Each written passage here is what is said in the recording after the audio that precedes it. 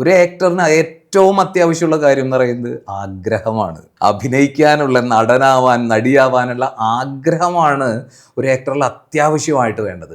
അപ്പോൾ ആ ക്യൂരിയോസിറ്റി ഒരാളിൽ ഉണ്ടോ, അത് ആവാനുള്ള അത്ര മടങ്ങാത്ത ആഗ്രഹമുണ്ടോ എന്നുള്ളതാണ് നമുക്ക് നോക്കാനുള്ളത്. അത് കണ്ടു കഴിഞ്ഞാൽ അറിയാം, യെസ് അയാൾക്കാവാം. പക്ഷെ പലരും ഇപ്പം എന്താണെന്ന് വെച്ചാൽ ഭയങ്കരമായ പേഷൻ പറയും.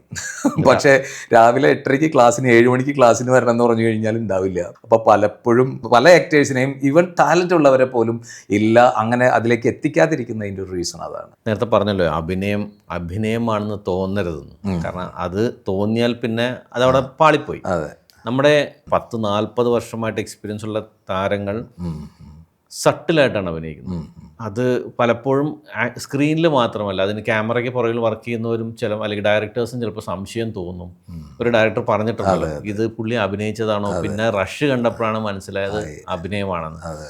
പക്ഷെ അതൊരു ട്രെയിനിങ് അല്ലല്ലോ, അതൊരു എക്സ്പീരിയൻസിൻ്റെ ഭാഗമല്ലേ. നോക്കൂ, അവർക്കൊക്കെ കിട്ടിയിട്ടുള്ള ട്രെയിനിങ് പോലെ വേറെ ആർക്ക് കിട്ടിയിട്ടുണ്ട്? കാരണം ആദ്യ സിനിമയിൽ അങ്ങനെ ആയിരുന്നോ ഈ ആക്ടേഴ്സ്? അല്ല. അപ്പോൾ അതിൽ നിന്നും ഓരോ വ്യത്യസ്തരായിട്ടുള്ള ലെജൻഡറി ആയിട്ടുള്ള ഡയറക്ടേഴ്സിൻ്റെ കീഴിൽ വർക്ക് ചെയ്യാനുള്ള സാധ്യത ഉണ്ടാവുന്നു. ഓരോ ഷൂട്ടും, ഞാൻ പറയാം, ഓരോ ഫിലിം സെറ്റും അത് പരിശീലന കളരിയാണ് ആക്ടറെ സംബന്ധിച്ചിടത്തോളം. അപ്പോൾ അത്തരം പരിശീലനങ്ങളിലൂടെ എത്ര വർഷമായി കടന്നു പോകുന്നവരാണ് അവർ.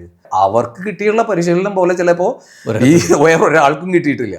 അപ്പോൾ അവർ പഠിക്കാൻ തയ്യാറുമാണ്. അതാണ് അവർ ഇപ്പോഴും പഠിക്കാൻ പഠിക്കാൻ തയ്യാറാണ്. അതാണ് അവരെ നിലനിർത്തുന്നത്.